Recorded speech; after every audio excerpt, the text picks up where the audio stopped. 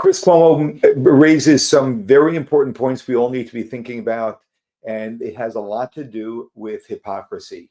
And that's the hypocrisy of free speech, where we give minorities voices free speech to oppress and limit the free speech of everyone else. Is that the way things should be working? And the hypocrisy of humanitarians and people who are, in defense of those who are oppressed, who only voice their voices regarding Gaza. But all of the other atrocities can't hear a word. As he says, crickets. He does also make a comment about Israel not turning off, that Israel shouldn't be turning off the electricity to Gaza, which I totally disagree with. But then again, he's a Western mind who doesn't understand that evil needs to be confronted very, very strongly. And that's what serves if there are any innocent people in Gaza, that's what will serve them long term. That's a separate conversation. Here are his comments, which we really need to give some good thought to. See the game of fringe minorities dominating politics. This is the Selective outrage edition. Is free speech under attack when tax dollars are pulled from Columbia University for allowing pro-Hamas protesters to harass and even assault Jewish students? Another question, how about when ICE tries to deport the campus protest negotiator Mahmoud Khalil? How about Trump putting 60 universities under investigation for anti-Semitic discrimination? And that they could have their funding pulled as a result. Now, the universities are going to argue you can't condition funding on particular speech, and that the funding, in Columbia's case, that they were getting has nothing to do with the protest policies. So one should not be connected to the other. The government will counter that they can lose funding for not honoring their duty as a university under Title VI to protect against anti-Semitism. Protests erupted over this today in Manhattan, even though Khalil's group said on the anniversary of October 7th, we support liberation by any means necessary, including armed resistance.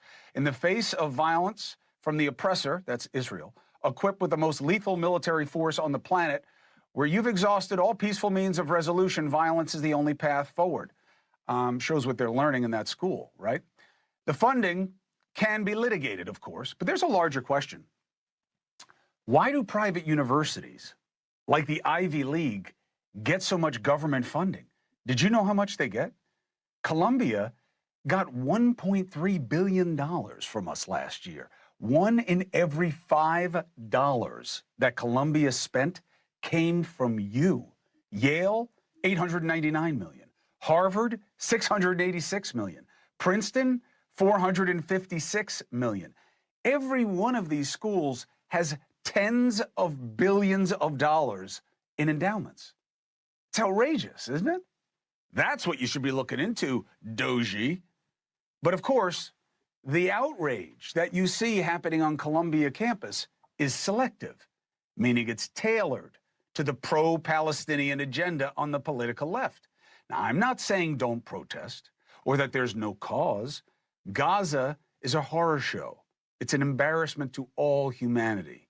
And Israel's biggest mistake to this point, and it's continuing to make it, and even making it more egregiously, is messing with aid. And they're doing it right now, even more so by cutting electricity. Now, Israel says they're trying to pressure Hamas, but we all know the innocents bear the brunt of the deprivation.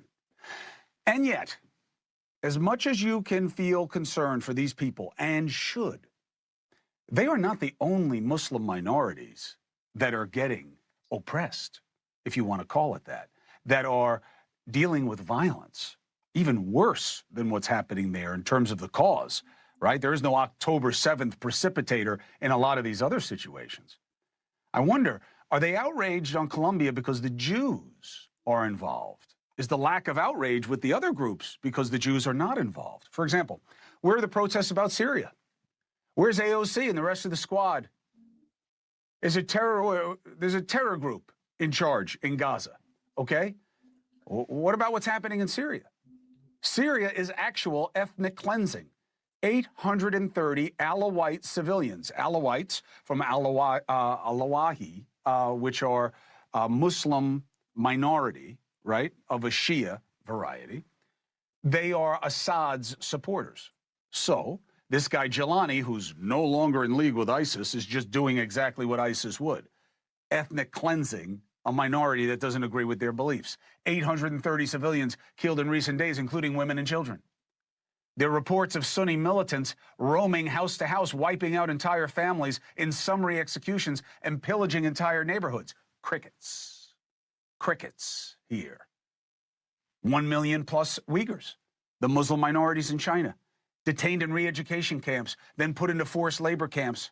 Over 1 million. Forced sterilization. Children systematically separated from their families.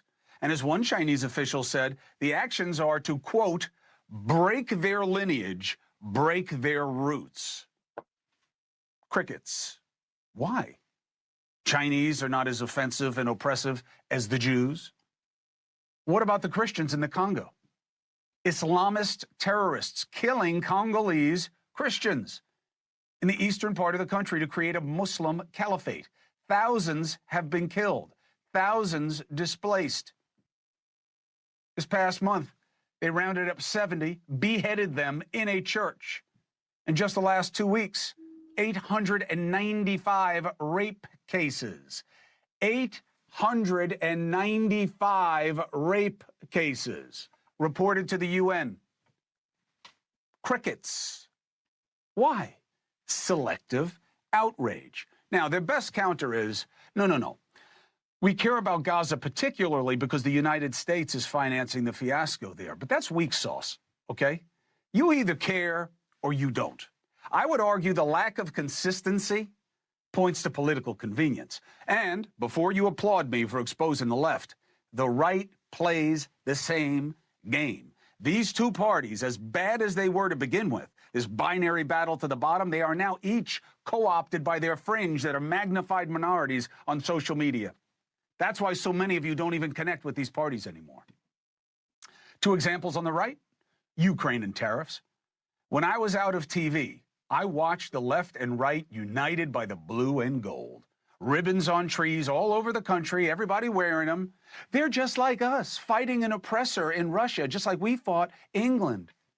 And then Trump comes back, reminds the ranks that he hates Zelensky for the perfect call that got him impeached.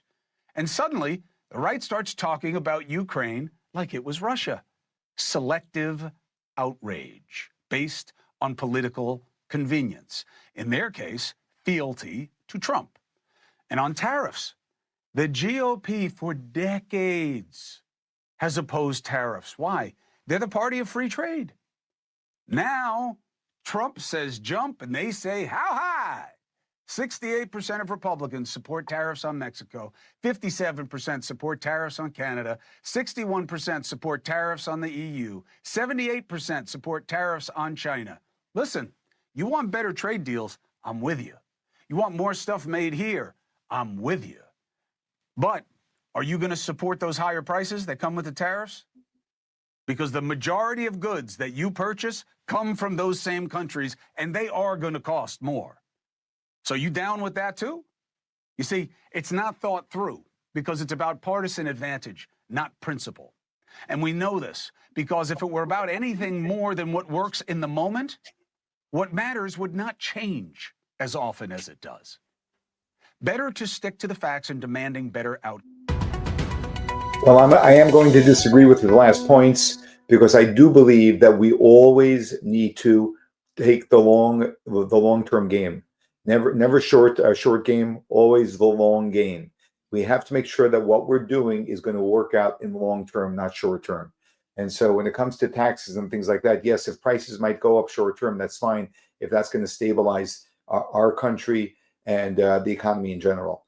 But other than that, he brings out so many of the contradictions that so many people live with, and it's just really ugly to see.